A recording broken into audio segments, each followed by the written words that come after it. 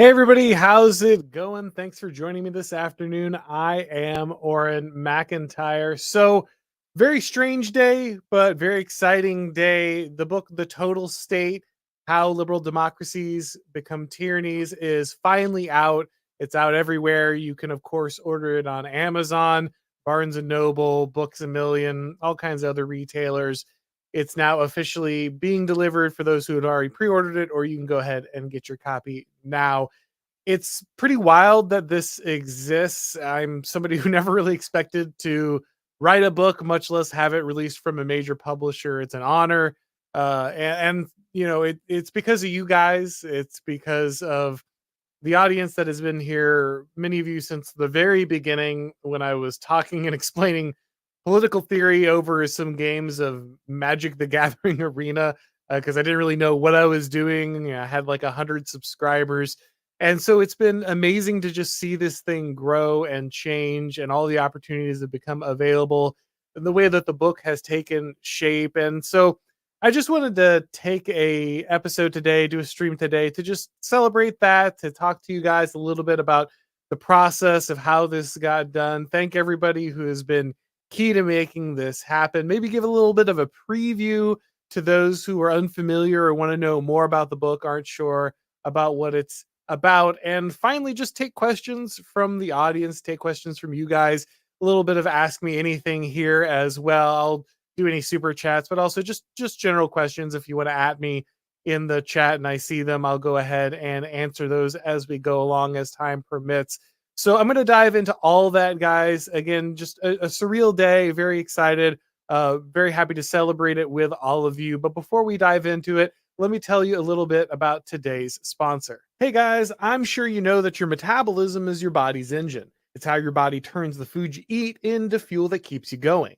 Because your metabolism is at the center of everything your body does, optimal metabolic health translates into a bunch of benefits, including easier weight management, improved energy levels, better fitness results, and better sleep. Lumen is the world's first handheld metabolic coach. It's a device that measures your metabolism when you breathe through it. I found it super easy to use. When you wake up in the morning, you just breathe into the Lumen, and the app on your phone will tell you what ratio of carbs versus fat that you're burning. Then it'll give you suggestions on how to tailor your diet to improve your metabolism.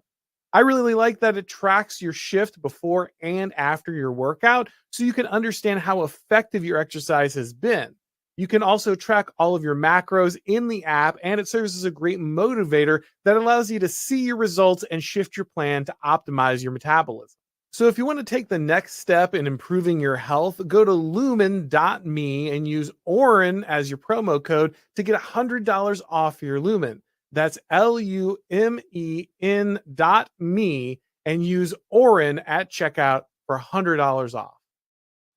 All right, guys. So let's go ahead and dive into a little bit of, I guess, the history of the book and really this channel and everything I'm doing now. So I know many of you have been here from the beginning, but obviously we've added a lot of people since then. So it's always exciting to see people in the chat. It's one of the nice things about the live stream format, the way that this channel has always been structured. I've always done kind of the video essays and I've had the interviews, but I've also always had live streams with you guys. We've always seen different people showing up, asking questions, commenting, talking with each other. I've actually even had the honor of meeting many of you in person when I've gone to events like the Skildings event, and I've got the Old Glory Club event coming up here in a month or so. And so it's been really great to see people who have been there since the beginning and have been plugged in and are excited, been rooting on everything that's happening.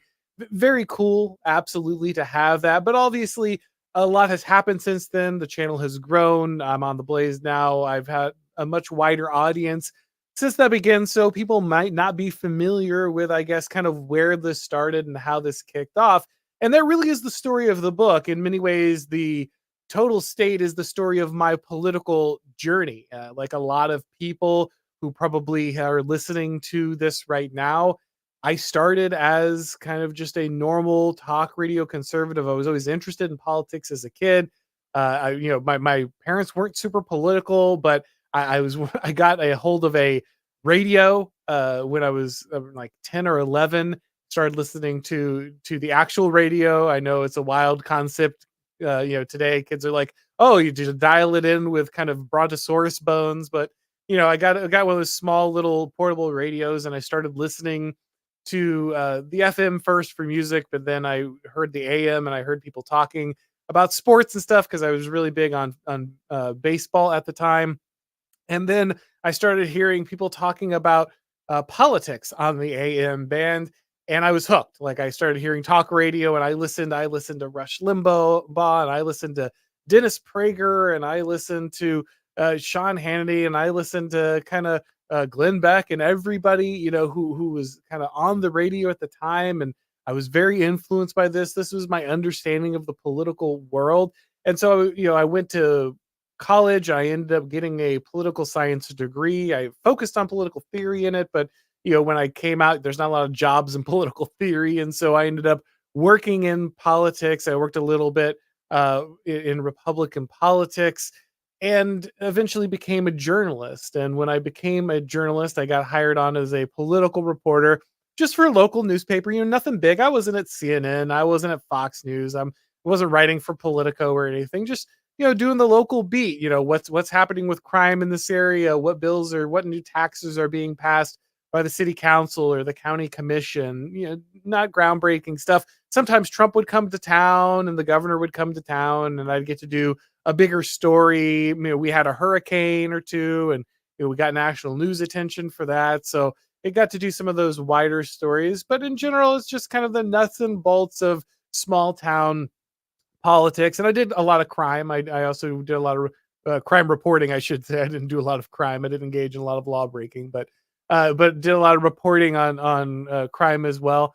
And during that time, I got to see kind of the way that many of these news stories were created and shaped, and that really changed the way that I understood politics, because I saw that people could just lie or completely manipulate the perception that the public had in any given situation about political happenings, and that would completely shift the conversation, the discussion, the frame of the way that you wrote about an event, the way that you presented the facts. Even though you might even share most of the facts, you didn't completely lie or make up some of that, would completely change the outcome and the way that people perceive things.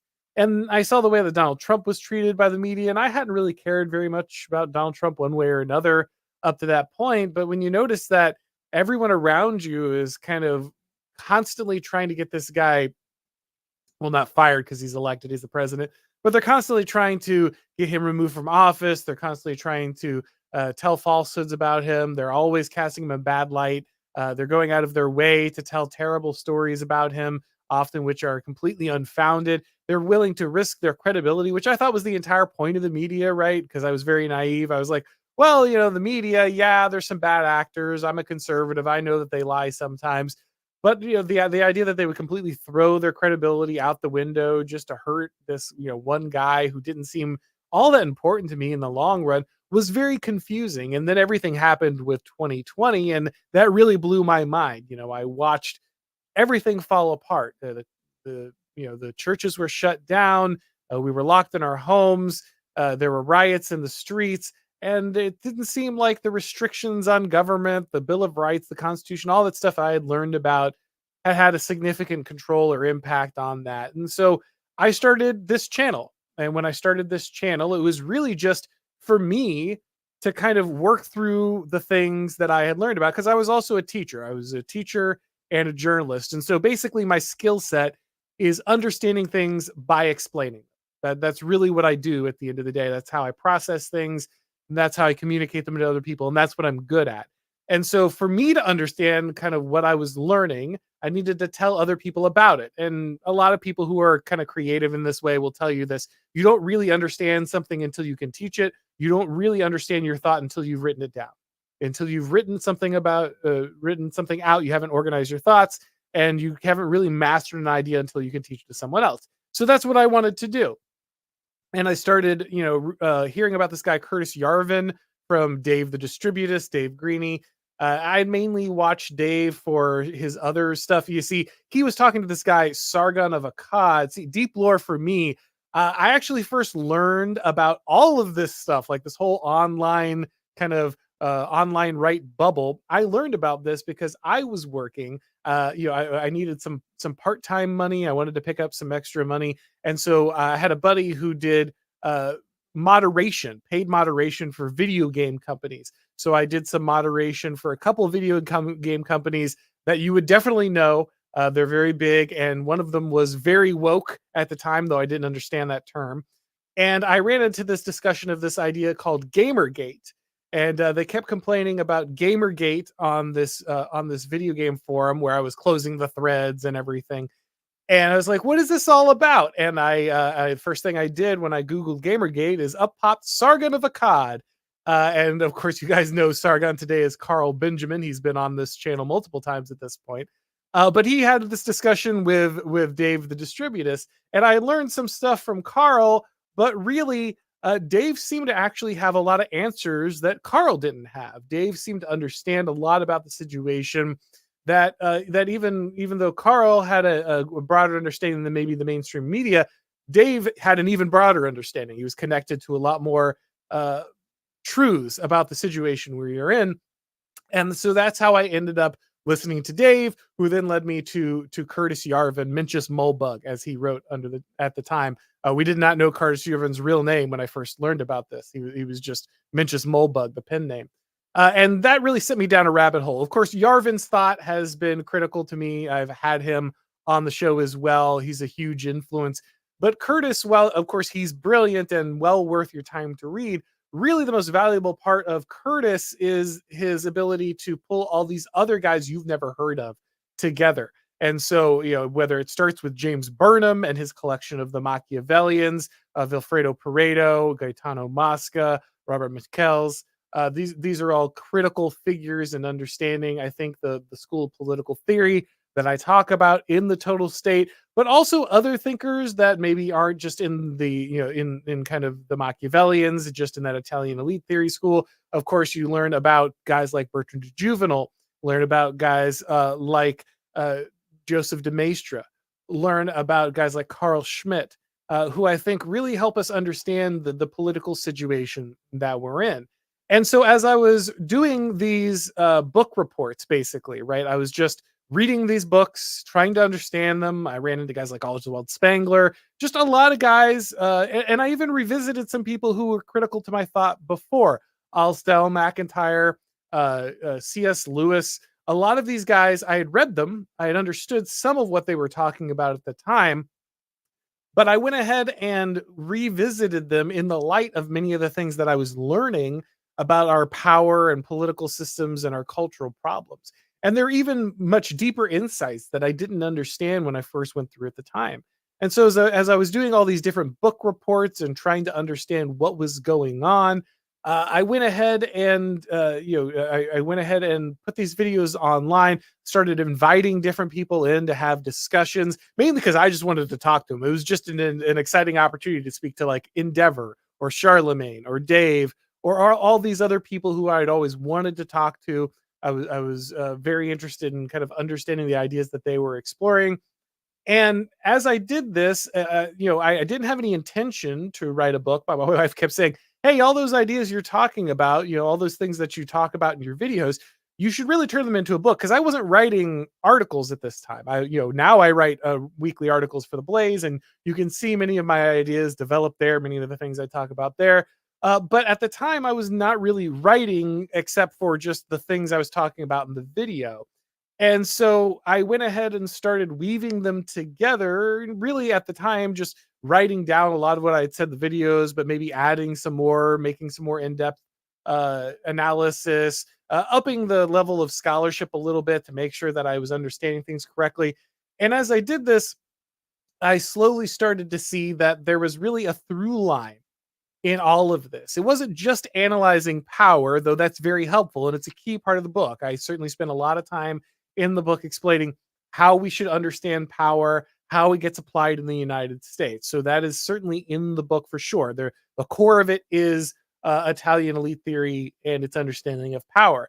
But I understood that there was a wider world at play here. There's a through line in what had developed. It wasn't just that we needed to understand that the media and academia and all of these other things are working with unelected parts of the state, and that democracy doesn't necessarily actually restrict those things. But I started to understand from Bertrand de Juvenal and others the metaphysics of power actually meant that the state was always growing, it was always seeking to centralize power. And the way that it did that was to break down the bonds of society, to break down the things that held society together in an organic way: the family, the church, the tribe, the wider community, merchant guilds, all these things that exist in a healthy and organic natural society had to be broken down so that the state could go ahead and centralize power. And these large bureaucratic structures that James Burnham talks about in the Managerial Revolution seek to do exactly that. And so the total state is really expanding on this idea. I mean, more and more people are starting to understand the idea of the deep state, which is very important. That's a great thing. The conservatives are starting to understand that this unelected bureaucracy is a critical part of the power structure. It's not just, oh, I elected the president and he works with the congressman I elected and they all get together and they make laws and that's how my government works. No, actually those laws have to be applied by bureaucracies, and the way that they do that, the ideology that they have and the interests that they have actually impacts the way that all of this works. And increasingly very little amount of the actual business of government involves the making of the laws or the following of the laws, and more is taken out of control of the, kind of these elected representatives and handed over to this deep state apparatus. That's all great. That's all critical part of that. That is part of the total state, to be sure. But it goes well beyond that. It's that the structures of these bureaucracies are not unique to the United States government or the federal branch, but actually they apply to everything. They apply to corporations. They apply to the NGOs in our society. They apply, of course, to financial institutions. They apply to churches. They apply to every single thing in our society. And the structure and organization of society, the way that we have had to alter our society in order to scale up human organization, has really changed who we are and the way that power works, the way that government works, and the direction our society is going. And so, in addition to an analysis of power, the total state is also the explanation of the development of these large managerial bureaucracies, the managerial class that operates them, the desire of the managerial class to change human nature and the way that we order ourselves and understand ourselves, the way that it dehumanizes us, it programs us to work in a specific coordinated fashion with the managerial structures that it creates, and why it needs to ultimately globalize those structures, why it's obsessed with tearing down national identities, the identities of people, dissolving those differences and turning us all into one homogenized managerial gray goo.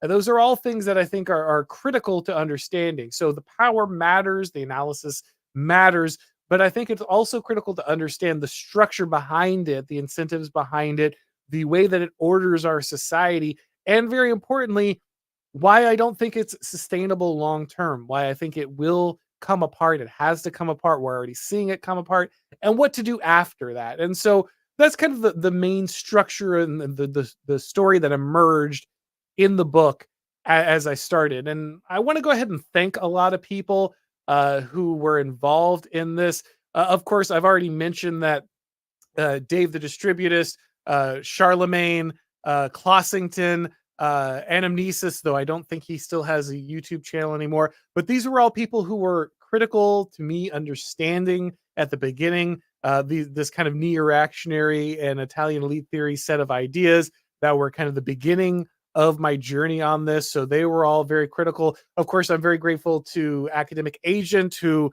in addition to sharing some of those understandings and ideas, also somebody who championed my work very early on, had me on his program, was constantly promoting me on Twitter when he had no reason to do so, and it was no benefit to him. There's a lot of guys like Michael Malice or Paul Joseph Watson, Bronze Age Pervert. There are a lot of guys who had much larger accounts than me on Twitter and started sharing my stuff when I didn't have very many followers. Alex Kashuta was another person who was really championing my work on Twitter when not a lot of people knew who I was or cared. And, obviously I don't always agree with every one of these guys on everything, but the fact that they were willing to go ahead and share out my stuff and thought that my insights were worthwhile, and share me with their audience was of course a huge deal, and it really made a difference. I also had a lot of people who invited me on their shows and took a chance on me when I was literally just an icon on a page. When Timcast had me on, my face had never been on anything. I was just a piece of art that my wife had drawn, so that I could have something up when I was talking. And so it was very wild to have them invite me on just out of nowhere. Same thing with Tipping Point when OAN had me on there. Kara invited me on, and she was willing to have me on with just my internet avatar. I was just a thumbnail on a full blown news program, which is pretty funny. That was before Tucker was doing any of this. Of course, Tucker Carlson retweeted me, or I should say, not retweeted me, but actually read my tweet on Fox News. So that was a huge thing. I had a lot of people like Michael Knowles and Steve Dace who invited me onto their show when, they're again, no reason to have me on. I was very low profile. So it's just been a lot of people along the way who have kind of helped me. Of course, it's been amazing to, see this channel grow. We had American Ostracon was kind of my faithful companion for a long time. And then when he got busy, the Prudentialist stepped in, and now the Prudentialist has a burgeoning career himself. So I've got to find new hosts, I guess. But they were great. They were all always there to help me bounce ideas off of them, and they were willing to contribute and help grow the show. And they were, of course, really critical to this. Big thank you to Rad Lib. Steve is just a great guy. Steve Carson is just a great guy, and he's also just been very generous with his time. He's been very generous with his willingness to. He went ahead and edited all of my stuff when it was kind of in its rawest state. And if you've ever seen me on Twitter, you know that I misspell and have terrible grammatical errors and formatting errors all the time. And so he was willing to go through and do all of that just out of the kindness of his heart. And so that was an amazing help. Mark and Molly Hemingway were great. They were always giving me advice and encouraging me and sharing things out. Really, when I had no clue what I was doing, I was stepping into a world I had no connections in, no idea what to do. And so like that was always amazing. And of course, I want to thank you guys. I would not be here without you. I wouldn't be able to do anything I'm doing without you. 2 years ago, I was teaching like Southern Reconstruction to a bunch of bored high school students. And now I've got a book from a major publisher and a show on the Blaze and just everything else. And it's just wild. And I can't believe it that it's happened. And it only happened because so many of you were willing to, watch and share and, spread everything. And it's really been wild. So, the book is finally here. The long march, it took, I guess you could say it's one of those things where in some ways it took many years because I was writing these video essays way back, and much of the book is drawn from the video essays. So, you might have heard some of this if you watched the channel because some of it made it in there, but of course it's also been refined and fleshed out and brought together into a full book. And so that there's a lot of changes there as well. But so you could say that it started years ago when the channel started, but in some ways, really the crunch and the grind of getting the book out has really been in the last year or so. And it's very wild. It's a very strange experience. I never expected to be a professional writer. If you told 12-year-old me that I'd be writing for a living, he would be terrified. He's like, why would you do this yourself? That sounds like torture. And so it's very weird for this to be like a thing, but I love it. I enjoy it. It turns out to be something that I find to be very meaningful and very helpful. And I'm glad that a lot of other people feel the same way. And so it's been very strange. It's also very weird to edit your own stuff. Let me tell you, if you write a book, the worst part is reading your own book like 30 times over and over and over and over and over and over again. You read it and what you're writing and you hate it and you delete a bunch of it and you write it again and then you write it again and then you write it again and then you finally publish it like on your Substack or something, and then you edit it again and you edit it again and you add it into a book, and then when it's a book you have to read it again and again, and it's a lot. It's a lot, and it could be torturous. But when the volume finally arrives and it's a real thing that people can hold in their hand, and you feel like you kind of collected all of these things you learned and explain them in a way that hopefully helps people to grasp what's going on in kind of our current time, our current year. That's great, and it feels worth it. And so now we're on the media tour, scheduling. There's just a bunch of appearances every day, loads and loads of appearances. So that's exciting, working all of that in. But of course, all worth it. Very honored to be able to do it, and very thankful to you guys who have made that something that I get to do for a living. It's just really amazing. All right, so I'm going to go ahead and take a look. I'll go to the super chats first, guys, but you don't have to super chat. I'll try to answer as many questions as I can before the hour is up here.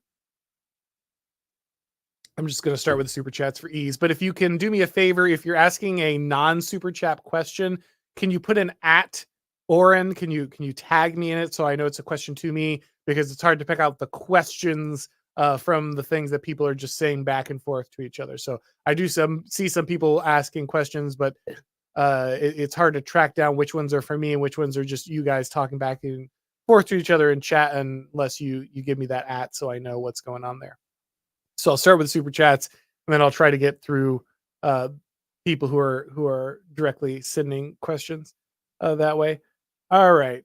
Tuttle says, I struggle making time for my ballooning book backlog. This one is going to be cutting in line. Congrats on the publish. Well, thank you very much, man. I have that same struggle. The biggest problem I have right now is I have too many friends who are really good at making content, and I'm just buried in all kinds of good content. There are a lot of really thoughtful people who I get to talk to on a regular basis. Many of them I have the privilege of calling friends, and they put out just these fantastic books and essays and podcasts, and I just can't get through all of it. And I'm still trying to go back and read. Like, I know I need to reread a bunch of stuff. I need to reread Vilfredo Pareto to make sure I understand it better. I need to reread Spangler. So like, there's just these giant tomes that I need to reread. I'm trying to get through Heidegger right now. I'm trying to get through Being in Time. I had to put that one down because I need to go get think of some more. I'm giving a speech on Machiavelli here soon. I need to refresh myself on all of that. So getting through that book backlog is an absolute slog. So I totally get it. I respect it. If you can't get to my book right away, I completely understand. But I appreciate you making space for it, because I know how precious time is. And so very thankful that you were willing to pick it up. Let's see here. Tiny Stupid Demon says, through chapter 5, banger quote so far, when tyranny came, nothing happened. Well, thanks, man. Yeah, I mean, the good news is that the book is not super long. I do have a reputation for being concise, and I tried to keep that in the book. I tried not to be verbose just for the sake of it. I tried not to fill the pages just to fill the pages. And so it's not an overly long book, but I feel like it does a good job of explaining what it attempts to. And so you can probably get through a good chunk of the chapters in a few sittings. And I'm glad you like it so far. That was the biggest turning. The quote he's talking about there is really from the beginning of the book. It's the introduction, when I kind of looked at what was happening with the lockdowns and everything, and just saying, hey, the Bill of Rights, the Constitution, all this stuff was supposed to save us when this happened, and then nothing happened. And that was the biggest shock. That was kind of a lot of things could be my red pill moment, I guess. Whether it's learning about Gamergate or learning about Curtis Yarvin or all these things. But really, I would just say it's staring at the lockdowns and being like, oh, none of this worked. And now I need to understand what's actually happening, because the things that I believed are not true, and I need to understand what's true. And that really was that turning point. So thanks. I'm glad you're enjoying it so far. Flimplar says, congrats. Well, thank you, man. I really appreciate it. It was good seeing you at the Skildings event last year, and hopefully you'll be at the OGC event here in June. Looking forward to seeing a lot of you there, just like I did last year. Florida Henry says, reading is for old people waiting for your audiobook. Look, yeah, I don't blame you. I read a lot of stuff through audiobooks. So something I do very often is I will listen to something in an audiobook that, even though I have the physical copy of it, and then I will go back and make notes through the physical copy. So I'm doing a lot of listening. In fact, I believe it or not, I listened to The Open Letter for Open-Minded Progressives twice.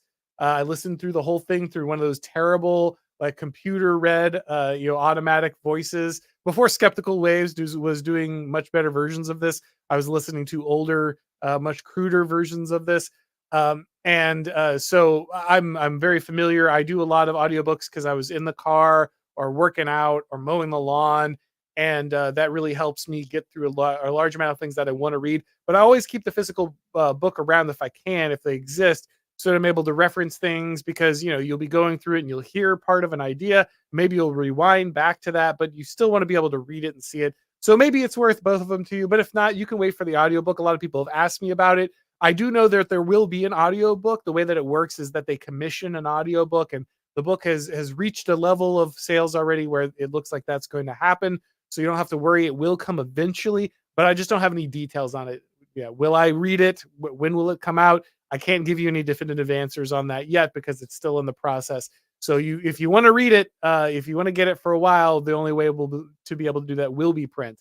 At some point there will be an audiobook, but I'm not sure when that happens.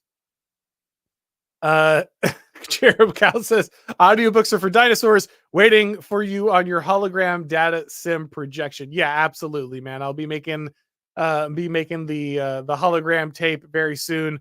You can have the total state read to you with we pacing around like a professor or something, very manically. Let's see. Alexandra says, thank you for all your big picture streams and killer one-liners. You've inspired a lot of my intellectual exploration. I hope you are the one to narrate the audio book. Well, thank you very much. I appreciate that. That's incredibly kind. And yeah, like I said, I might be really, you actually end up having to audition for your own audiobook. It's a very weird thing. Most authors are not well spoken, and that's fine. That's not their job. I do have a job where I speak for a living, obviously. And so it is very likely that I will read my own audiobook. But that's the reason they make you audition for your own audiobook, is a lot of authors are like, well, I'll just read the audiobook. And then it turns out they can't read their own books at all. So I understand how that process works, but I'm not sure yet. Like I said, what will happen, that's up in the air at the moment. There will be an audiobook, but I don't know if I'll be reading it. I don't know what the timeline will be on that. But I'm very glad that the work was helpful. Like I said, in many ways, I am also the product. I listened to so many of these guys who are formative and to my political journey. And so I know what it's like to be trying to figure this all out. And you're feeling your way against the wall. You're in Plato's cave, and all you can see is the kind of the images cast on the wall, the shadows. So I get it, and I've been there, and I'm just glad that I could be helpful to you in the same way that so many people were helpful to me. Let's see. Jacob Zendel says, just got a notification for Amazon saying that my copy has shipped, should be delivered to Alaska tomorrow. Fantastic, man. I'm really glad to hear that. Glad they were able to get it all the way up to Alaska at a reasonable time. Like I said, it's had the pre-order for a while, so there might be some lag if you're just ordering it now. But many people are getting their copies today or tomorrow, so I'm very glad that that's getting to you here. Alexander says, was there something that surprised you the most during the book making process, good and bad? Yes. Like I said, I was surprised at how much you have to reread and re-edit your own work. I thought 2-3 passes at most. No, not even close. It's a brutal slog of going over and over and over and over everything with a fine-tooth comb. You always think that there's one, oh, this is the last cut. No, this is the last edit. No, this is the last edit, I promise. And then your publisher's like, by the way, maybe you should add a chapter here. And by the way, that was great. I'm glad they did. I ended up adding a chapter to the book on Cthulhu and the Total State, talking about conquest laws and the shift of organizations over time. I think that was a really key chapter. I'm glad they suggested adding to it, so editors can be good. They can help you. It's not just them telling you how bad you are at writing. But that is definitely a slog. I was also surprised at how much I felt like the book wrote itself. That was a big surprise for me. I can say I wrote the book, obviously, like I typed the words on the page. However, in many ways, I felt like the narrative was kind of being assembled by the thing I was reading, and I just had to get it out, which I now understand as I talk to other people who've written books. That's a pretty common thing, but it's not something I understood at the time. I started writing again as a reporter And I really only wrote, 500 to 1,000 words at any given time. That's one of the reasons I'm good at tweeting, is because I kind of perfected boiling things down, right? The essence of things. That's why journalists are good at Twitter. That's why all journalists are Twitter junkies, because it rewards their skill set with a large amount of dopamine. But it doesn't lend itself to larger books. And so I had to learn to expand things into larger narratives, weave them together. And that's still a skill in many ways that I'm learning, but it's something that allowed me to kind of see this book take shape on its own. I did the individual book reports, but then they kind of assembled themselves in a way as I kind of realized the things that were connecting all of these different points in my journey. And really, then it was just a matter of me, just typing the words that put it together rather than trying to assemble. I didn't. My point being is like I didn't sit down with an outline and I'm like, here are the 10 things that I need to say in my book, The Total State. That's not really what happened. It was a much more organic construction of kind of what came together for this book. Let's see. Bolero 393 says, "Congrats on the release of the book. Amazon says it's going to be here in a couple hours. Will you autograph mine if you bring it to the OGC event?" Absolutely, man. I was actually lucky enough to meet Bolero. He came to the Oxford event that they had, and so I got to meet him there, which was very cool. Or I'm sorry, no, that was Republican. I met Bolero at the last OGC event. So or sorry, the last Skildings event that was in Tennessee. So if you come to the OGC event, and this is true, of course, for anybody, I've had a lot of people ask about signing books. If you would like me to sign a copy, I will be bringing copies to sell at the OGC event, and I will be signing any of the copies that I sell. Or if you already have your copy, I'm happy to sign it there. I've had people ask about like selling just individual signed copies.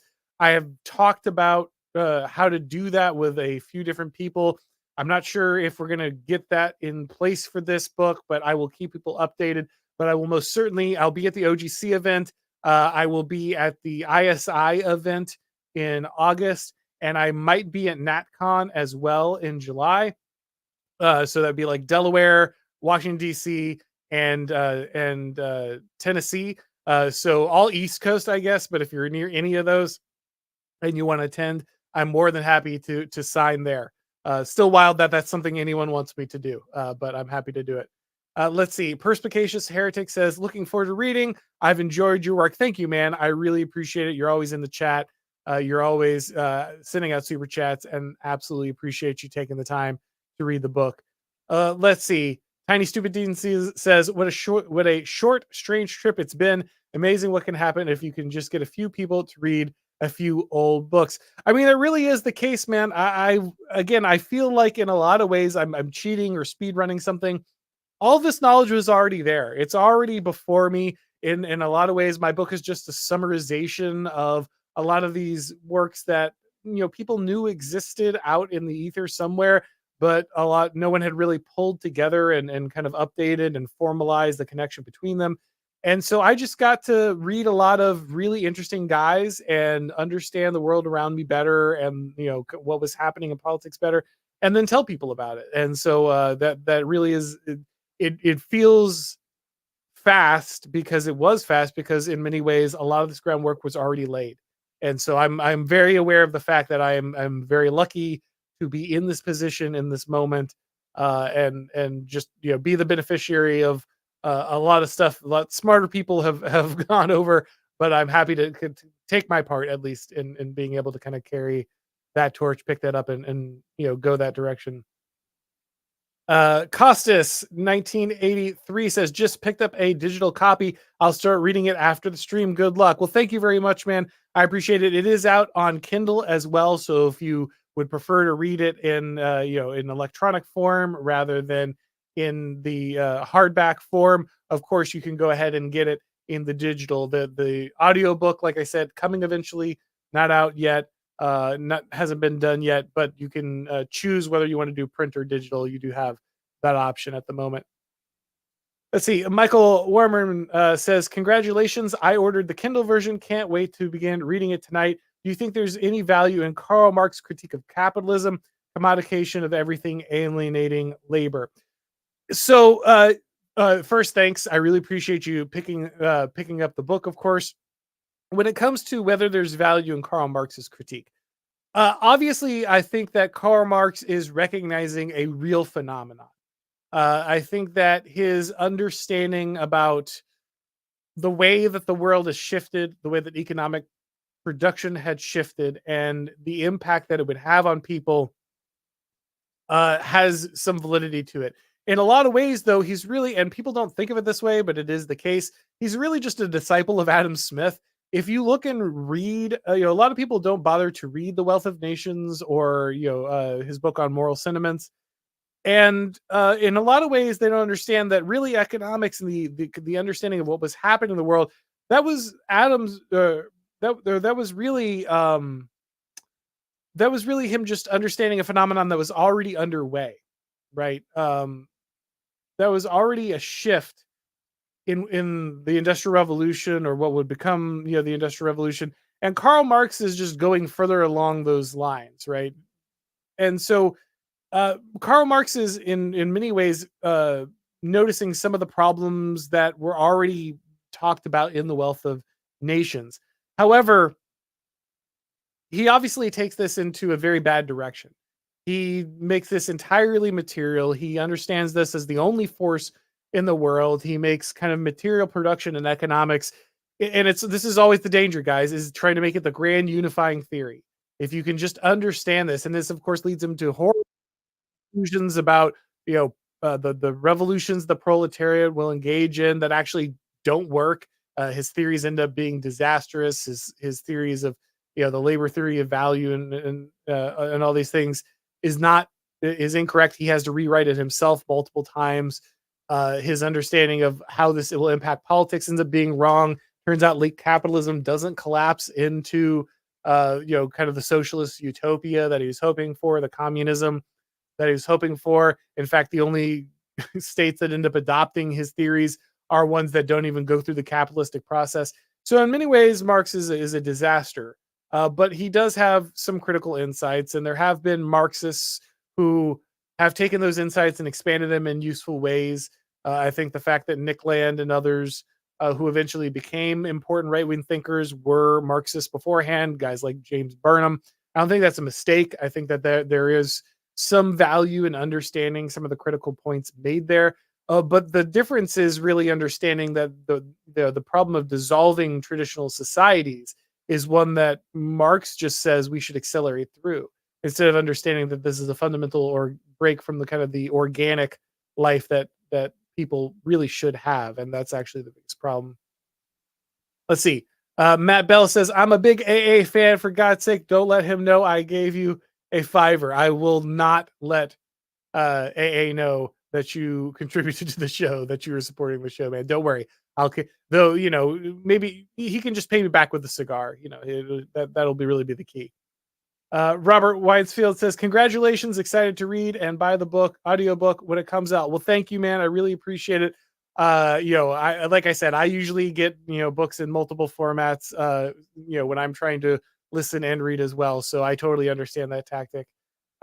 Michael Robertson says, you should have Skeptical Waves be your audiobook reader as a joke. Congrats, Auron. Yeah, but I would make him do it in his own voice. Like, he can't do it with the computer voice. I would make him actually do it, and then just not make it clear to be a deep inside joke only for people in the know, right? That he was the one who's actually reading the book there.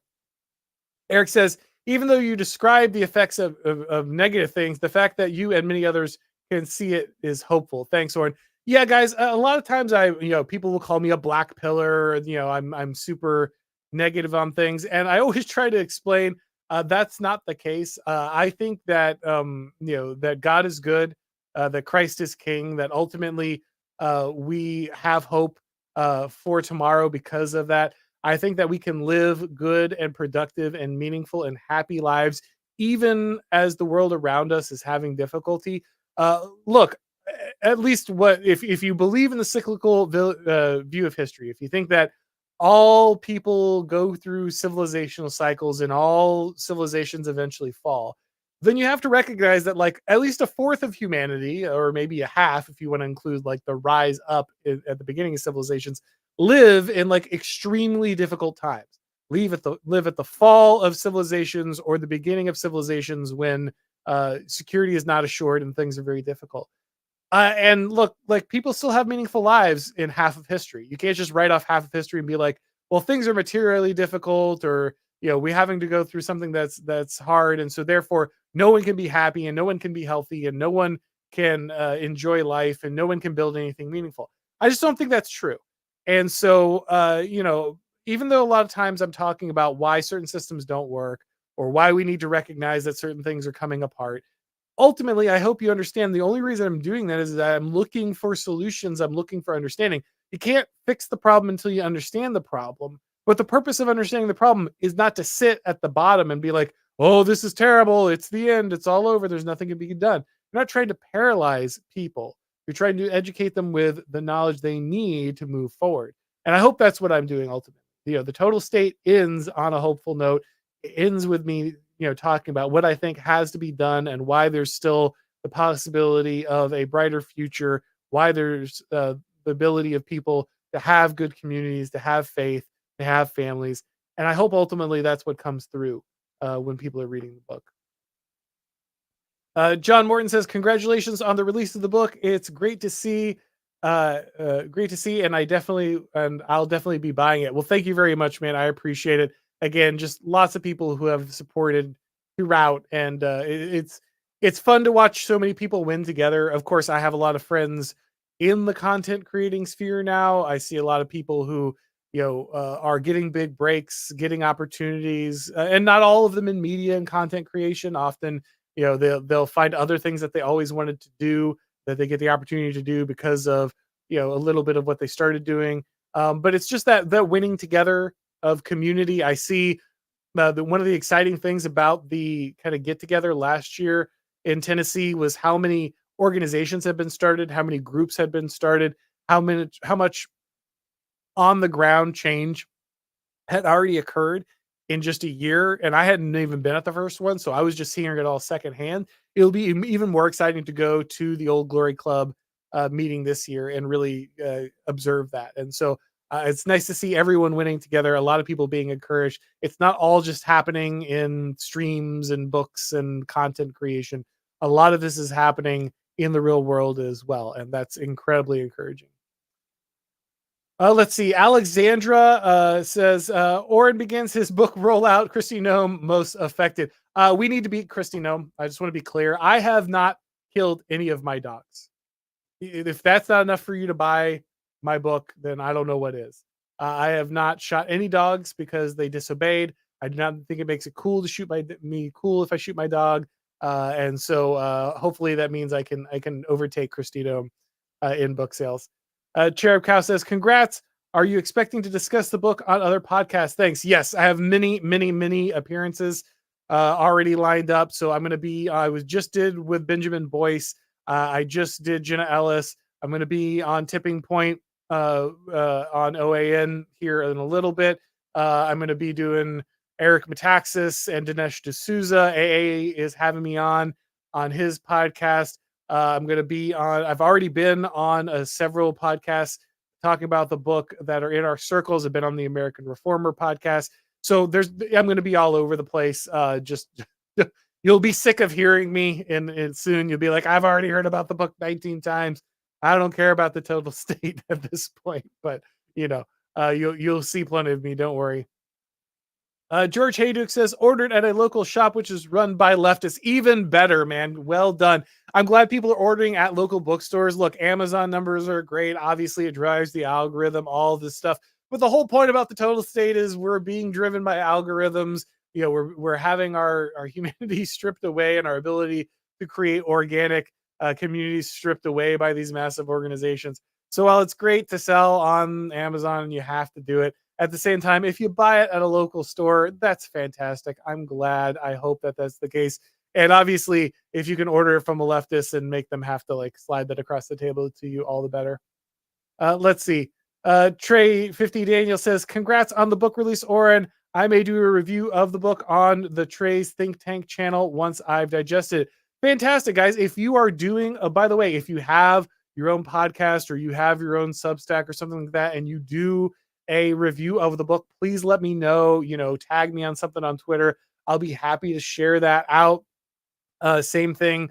If you, of course, if you read the book and you want to leave a review on Twitter, give it the stars, type something out, tell them that you liked it. That makes a big difference as well. So please feel free to do that.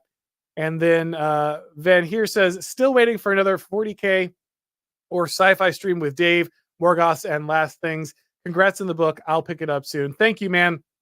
That does need to happen. You're like the third person just like today to tell me that I need to do a 40K lore stream with Dave and Morgoth.